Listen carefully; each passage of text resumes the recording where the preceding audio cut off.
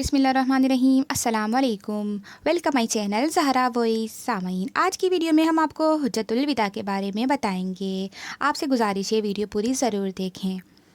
فتح مکہ کے بعد اسلام اطراف عرب میں پھیلتا چلا گیا۔ فتح کے موقع پر آپ نے عمرہ ادا کیا۔ 9 ہجری کو حج فرض ہوا۔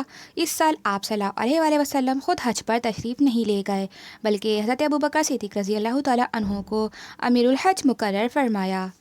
10 ہجری کو رسول اکرم صلی اللہ علیہ وآلہ وسلم صحابہ کرام کی ایک کثیر جمعیت کے ساتھ سفر حج پر روانہ ہوئے۔ 24 ذی-القعدہ کو خطبہ جمعہ میں آپ نے احکام حج بتائے اور 25 ذی-القعدہ کو سفر پر روانہ ہو گئے۔ ذوالحلیفہ کے مقام پر احرام حج باندھا۔ سفر کے اختتام پر بیت اللہ پہنچ کر آپ نے طواف کیا، سعی کی اور فرمایا کہ جو قربانی کے جانور ساتھ نہیں لائے وہ اس طواف و سعی کو عمرہ قرار دیں اور احرام کھول دیں۔ اسے تمتع کہتے ہیں۔ آپ صلی اللہ علیہ وسلم نے خود قران کی نیت فرمائی، یعنی حج اور عمرے کی ایک ساتھ نیت فرمائی۔ 8 ذوالحجہ کو مینا روانہ ہوئے اور وہاں 5 نمازیں ادا فرمائیں اور حکم دیا کہ آپ کے لیے نمرہ کے مقام پر ایک خیمہ لگا دیا جائے۔ 9 ذوالحجہ کو سورج نکلنے کے بعد آپ عرفات کی طرف روانہ ہوئے۔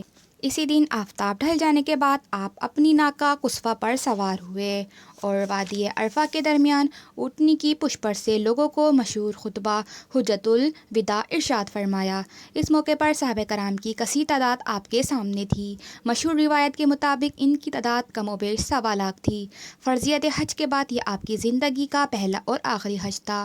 اسے حجۃ الوداع اس لیے کہتے ہیں کہ اس میں مختلف مواقع پر آپ نے الوداعی کلمات ارشاد فرمائے، جن سے اشارہ ملتا تھا کہ آپ اس دنیا سے رخصت ہونے والے ہیں۔ یہ آپ کی حیات مبارکہ کا مشہور ترین خطبہ ہے۔ یہ خطبہ آپ کی 23 سالہ نبوی تعلیمات کا جوہر اور نچوڑ ہے۔ انسان نے کئی منشور دیکھے، کئی قانون اور کئی آئین بنے، مگر وہ مٹتے رہے، بدلتے رہے۔ مگر یہ منشور انسانیت آج تک نہ مٹا ہے، نہ مٹے گا، نہ بدلا ہے، نہ بدلے گا۔ انسانی حقوق کے ہر چارٹر، ہر دستاویز اور ہر میثاق میں اس کا عکس نظر آئے گا۔ سامعین، سرکار دو جہاں صلی اللہ علیہ وآلہ وسلم کے اس مشہور خطبے کے زیریں الفاظ یہ ہیں: لوگو، تمہارا خون، تمہارا مال اور تمہاری عزت و آبرو قیامت تک ایک دوسرے پر اسی طرح حرام ہے جس طرح آج کے دن اس مہینے اور اس شہر میں حرام ہیں۔ سنو، جاہلیت کے تمام دساتیر اور رسوم و رواج کو میں اپنے قدموں سے پامال کرتا ہوں۔ زمانہ جاہلیت کے تمام خون اور انتقام باطل کر دیے گئے ہیں اور سب سے پہلے میں اپنے خاندان کے ایک فرد ربیعہ بن حارث بن عبد المطلب کے خون کو معاف کرنے کا اعلان کرتا ہوں۔ زمانہ جاہلیت کے تمام سودی تقاضے اور واجبات ختم کر دیے گئے ہیں اور سب سے پہلے میں اپنے چچا عباس بن عبد المطلب کا سود معاف کرتا ہوں۔ البتہ اصل زر کو آپ نے باقی رکھا۔ اور لوگوں، عورتوں کے حقوق کے معاملے میں اللہ سے ڈرو۔ تم نے ان کو اللہ کی امانت کے طور پر عقد نکاح میں لیا ہے اور اسی کے قانون سے ان سے استفادہ تمہارے لیے حلال قرار پایا ہے۔ تمہارا ان پر حق یہ ہے کہ وہ تمہاری عزت و ناموس اور اپنی عصمت و عفت کا تحفظ کریں اور تمہارے ناپسندیدہ شخص کو آنے اور میل جول کی اجازت نہ دیں۔ اگر وہ ایسی غلطی کریں تو تنبیہ کے طور پر ان کو مناسب سزا دے سکتے ہو جو خفیف ہو۔ عورت کے لیے بھی اپنے شوہر کے مال میں خیانت جائز نہیں اور ان کا نان نفقہ اور لباس وغیرہ کی ضروریات کی کفالت احسن طریقے سے کرنا تم پر لازم ہے۔ میں تم میں ایک چیز چھوڑ کر جا رہا ہوں اور اگر تم نے اسے مضبوطی سے تھامے رکھا تو کبھی گمراہ نہ ہوگے۔ وہ ہے کتاب اللہ۔ کسی عربی کو عجمی پر اور کسی عجمی کو عربی پر کوئی فضیلت نہیں، نہ کسی کالے کو گورے پر اور نہ کسی گورے کو کالے پر۔ تم سب آدم کی اولاد ہو اور آدم مٹی سے تھے۔ جو خود کھاؤ وہی اپنے غلاموں کو کھلاؤ اور جو خود پہنو وہی انہیں پہناؤ۔ خدا نے ہر حقدار کو اس کا حق دے دیا۔ اب کسی وارث کے حق میں وصیت جائز نہیں۔ جو اپنے باپ کے علاوہ کسی اور سے اپنے کو منسوب کرے اور جو غلام اپنے آقا کے علاوہ کسی اور کی طرف اپنی نسبت کرے اس پر خدا کی لعنت۔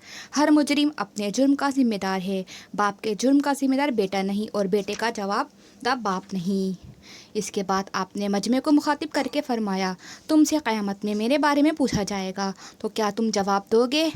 سب نے بیک آواز عرض کیا، ہم گواہی دیتے ہیں اور قیامت میں بھی دیں گے کہ آپ نے اللہ کا پیغام ہدایت ہم تک پہنچا دیا اور حق تبلیغ عطا کر دیا اور نصیحت و خیر خواہی میں کوئی کسر اٹھا نہیں رکھی۔ اس پر آپ نے اپنی ان گشتے شہادت آسمان کی طرف اٹھائی اور مجمع کی جانب اشارہ کرتے ہوئے 3 دفعہ فرمایا، اللہم اشہد، اے اللہ تو گواہ رہ کہ میں نے تیرا پیغام اور تیرا دین تیرے بندوں تک پہنچا دیا۔ پھر آپ صلی اللہ علیہ وسلم نے فرمایا، سنو، جو لوگ یہاں موجود ہیں وہ یہ امانت ان لوگوں تک پہنچائیں جو یہاں موجود نہیں ہیں، یعنی بعد میں قیامت تک آتے رہیں گے۔